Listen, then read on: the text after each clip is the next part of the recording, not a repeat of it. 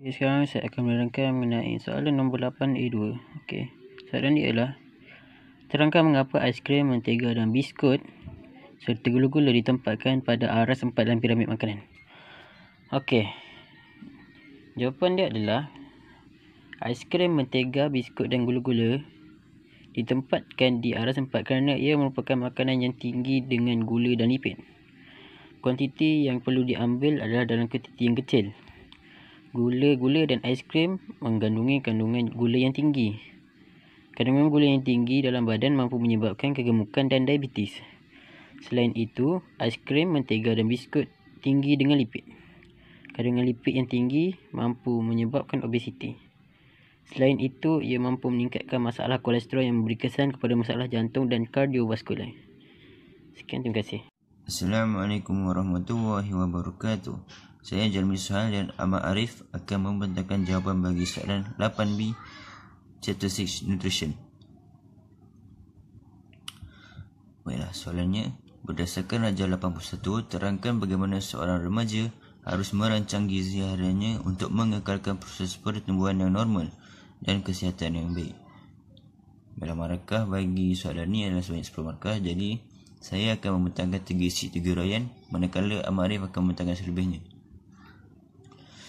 Baiklah, jawapan saya, seorang remaja harus merancang gizi hariannya untuk merancang gizi hariannya dengan mengamalkan diet dan gizi yang seimbang seharian. Diet yang perlu diamalkan adalah merangkumi semua kelas dalam piramid makanan seperti karbohidrat, lemak, protein dan vitamin. Selain itu, diet yang diamalkan mengikut kelas makanan perlulah mengikut nisbah yang sesuai. Hal ini supaya dapat mengekalkan pertumbuhan badan yang lebih baik. Seterusnya, kita perlulah lebihkan pengambilan makanan karbohidrat agar diri kita lebih bertenaga. Baiklah, selebihnya akan disambung oleh Ahmad Arif. So, Assalamualaikum warahmatullahi wabarakatuh. So, hari ini saya akan terangkan mengenai soalan 9A. Soalan ni yang kita orang dapat ialah berkenaan dengan topik nutrisi dan respirasi. Bab 6 dengan bab 7 daripada Form 4.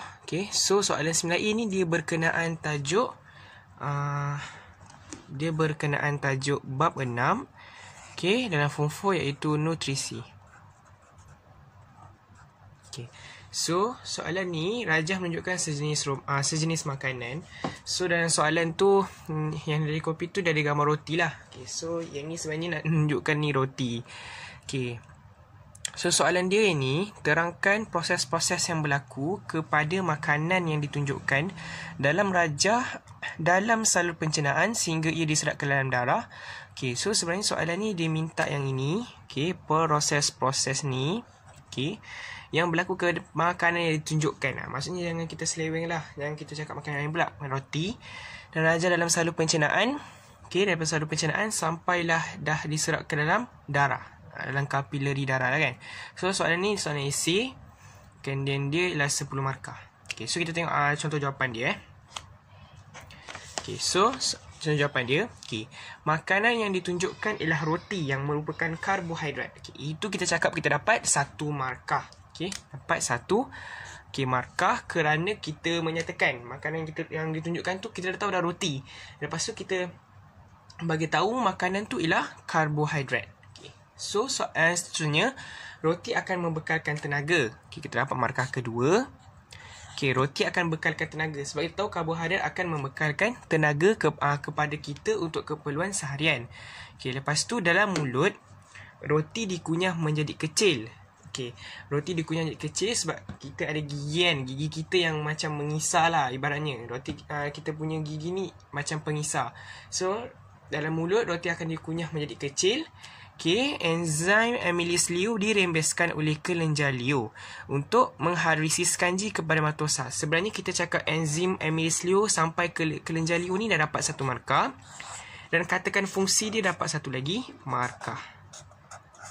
Fungsi amylase liu yang dirembes oleh kelenjar liu tu untuk habiskan kanji kepada matosa. Lepas tu makanan yang dikunyah tu akan dibentuk menjadi bolus. Dia jadi macam satu gumpalan. Kita panggil dia sebagai bolus. So ni kita dapat 1 lagi markah. dan ditelan ke dalam esophagus dan kemudian bergerak ke perut secara peristalsis. Okey, tindakan peristalsis dan makanan daripada dekat dalam esophagus kita tu. Okey, lepas tu kat sini je kita dah dapat 1 2 3 4 5 6. Okey, soalan ni 10 markah tapi kita boleh jawab lebih, lagi bagus kan, macam backup lah. Okey. Okey, so seterusnya kita cerita lagi. So dari perut, makanan dibawa ke duodenum. Okey, makanan dibawa ke duodenum. Kita dapat 1 markah. Kita bagi tahu daripada perut, makanan yang tu akan dibawa ke duodenum. Okey, lepas tu pankreas akan merembes jus pankreas yang mengandungi amylis pankreas. So ini kita dapat 1 lagi markah. Okey. Kita bagi tahu pankreas ada jus pankreas pun ada amylis pankreas.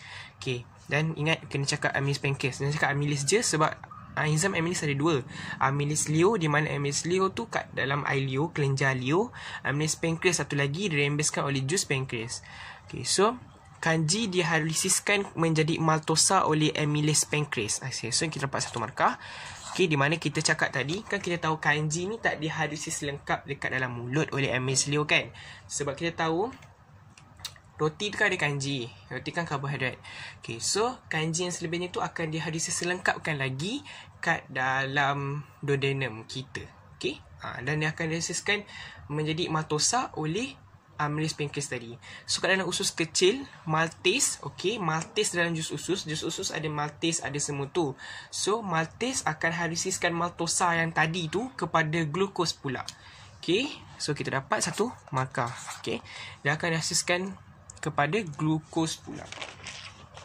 Dah nampak? Okey, 1 marks. Lepas tu, kepekatan glukosa lebih tinggi dalam usus kecil dibandingkan dengan kepekatan glukosa di dalam vilus. Okey, dekat dalam usus kecil kita ni dah kepekatan glukosa jadi lebih tinggi berbanding dengan vilus. Okey, and then ni kita dapat 1 marks, kita kata macam ni. Okey, so jawapan high school kita cakap glukosa meresap ke dalam kapilari darah secara resapan berbantu. Maksudnya kita dah dapat 1 lagi markah. So sebenarnya kita punya keseluruhan kita dapat tadi, kita ada 1, 2, 3, 4, 5, 6 kan. Lepas tu 7, 8, 9, 10, 11, 12. So kita dah bagi 12 dah. Okay, so automatik kat sini InsyaAllah kita dah dapat 10/10 untuk esei ni. Okay, so dia tak difficult sangat, dia hanya biasa je. Okay, so kita dah menepati apa yang dia nak tadi. Kita dah terangkan proses-proses yang berlaku kepada makanan ni, roti. Okey, dalam salur pencernaan kita, yang mana kita cerita daripada bolus, esophagus, masuk duodenum, semua tu sampailah diserap ke dalam darah ni. Okey, kita dah nyatakan tadi iaitu glukosa. Okey, glukos tadi dah masuk dalam mana tadi? Glukosa sudah masuk ke dalam, meresap ke dalam kapilari darah. Dia masuk dalam kapilari darah. Okey, dan dia meresap itu dia meresap menggunakan resapan berbantu. So complete lah kita punya kehendak yang diminta oleh kehendak soalan ni. Okay, so diharap membantu. Sekian, terima kasih. Okey, untuk soalan 3A1, dia nak nyatakan struktur yang setara dengan tube kaca dan serokop kaca dalam sistem respirasi manusia. Okey, untuk tube kaca, jawapan dia adalah trachea. Dan untuk serokop kaca, jawapan dia adalah sangkar rusuk. Okey. Untuk soalan kedua pula, dia nak terangkan fungsi kepingan getah nipis dalam model berparu. Okey, markah dia nak 2 markah. So kita boleh bagi 1 isi dan 1 huraian. Okey, kalau key point tu kita boleh nampak sini, dia nak fungsi kepingan getah nipis. So kita terangkanlah fungsi kepingan getah tu. Okey, jawapan yang saya dapat adalah untuk mengubah isi padu balang kaca. Kerana apabila kepingan getah nipis ditarik ke bawah, isi padu balang kaca akan meningkat. Tetapi apabila kepingan getah ditolak ke atas, maka isi padu balang kaca berkurang. Itu je. Assalamualaikum warahmatullahi wabarakatuh. Hari ni aku nak bincang pasal soalan 3. Aku nak bagi jawapan soalan 3B. Soalan dia, lukis dan label perubahan pada kepingan getah nipis dan belon dalam kotak rajah 3.2 jika tali dan model peparu ditarik ke bawah. Ni gambar rajah ni dia dah bagi. Ni model peparu dia kata. Dia kata apa jadi kalau kita tarik benda ni ke bawah. Jadi jawapan aku, bila kita tarik benda ni ke bawah, udara akan masuk ke dalam apa nama benda ni, dalam model peparu ni. Jadi isi padu akan bertambah menyebabkan belon mengembang.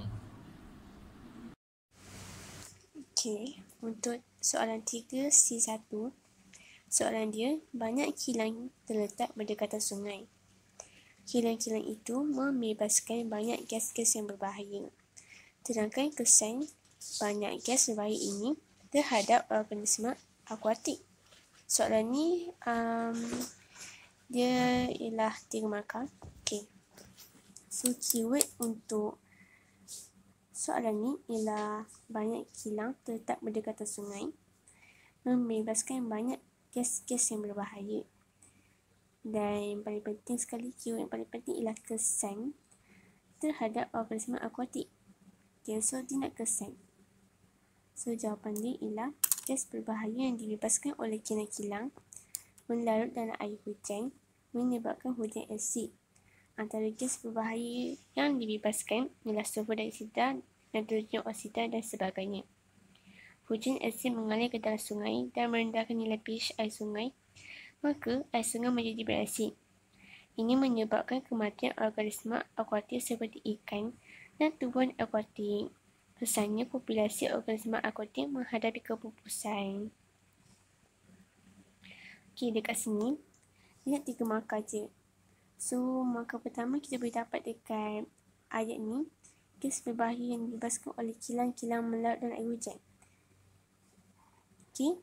Yang penting kena ada yang melarut dalam air hujan ni dan gas berbahaya oleh kilang-kilang. Markah kedua kita boleh dapat dekat menyebabkan hujan asid. Dan markah ketiga kita boleh dapat dekat hujan asid mengalir ke dalam sungai dan merendahkan nilai pH air sungai, maka air sungai menjadi asid. So, gas berbahaya yang dibebaskan oleh kilang-kilang melarut dalam air hujan ni ialah kesan pertama, menyebabkan hujan asid, kesan kedua, dan menyebabkan air sungai menjadi asid ni pula kesan ketiga dia. C2. Untuk soalan 3C2, terangkan 2 penyesuaian yang sama di antara sistem respirasi manusia dengan sistem respirasi ikan. Markah dia pun 3 markah. Sama juga macam soalan 3C1 tadi. Keyword dia ialah 2 penyesuaian yang sama. Dan keyword dia yang lain ialah sistem respirasi manusia dengan sistem respirasi ikan. So jawapan dia ialah kedua-dua sistem respirasi manusia dan sistem respirasi ikan mempunyai jaringan kapiler darah yang padat untuk mengangkut gas pernafasan. Selain itu, kedua-dua mempunyai dinding yang sangat nipis setebal 1 sel untuk pertukaran gas yang cekap. Untuk soalan macam ni, kalau dia minta 2 penyesuaian yang sama untuk dua benda ni, kita kena bagi 2 point dan 1 sebab untuk kedua-dua point tadi tu. So kalau kita bagi 1 point dan satu sebab ataupun explanation, kita akan dapat 1 markah. Kalau bagi point je, kita tak dapat markah. So kalau bagi 2 point, 2 explanation, so dapatlah 3 markah ni. Dekat sini, kedua-dua sistem respirasi ikan dan manusia mempunyai jaringan kapiler darah yang padat ni ialah point pertama dia. Untuk mengangkut gas pernafasan ni ialah explanation dia untuk point yang pertama tadi. So point kedua dia ialah kedua-dua mempunyai dinding yang sangat nipis setebal 1 sel. Dan explanation untuk point kedua ni ialah untuk pertukaran gas yang cekap. Okey, itu je.